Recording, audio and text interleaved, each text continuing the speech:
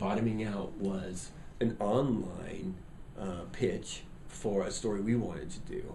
And it was the idea of, because we're kind of like so focused on audience and relevance, we wanted to show that you could do a big, huge enterprise story that was substantive and deep, that would be focused on relevance.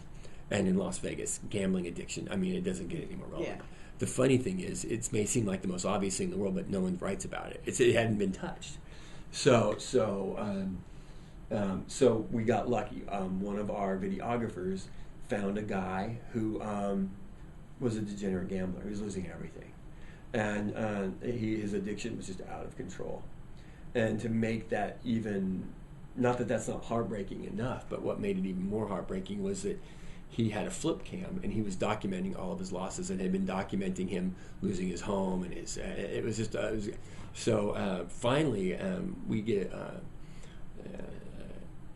Our reporter said something to the effect of, Tony bottomed out last week. At that point, we knew it was time to write the story because there was an ending now,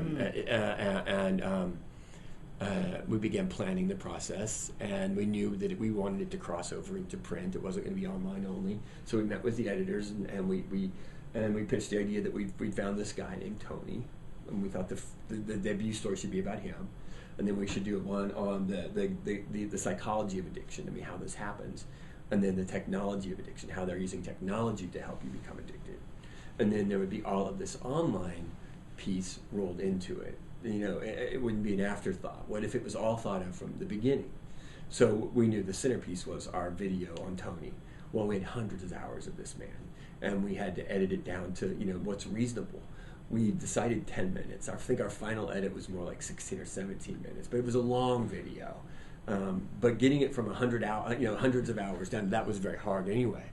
And then we knew we wanted to explain how a slot machine worked, because we didn't think anyone knew that they don't get hot or cold. They just take your money. That's it. and we wanted to have a live chat involved where our readers could talk with gambling addiction specialists, and we wanted to have the readers share their stories, and this becomes the first time we really used that.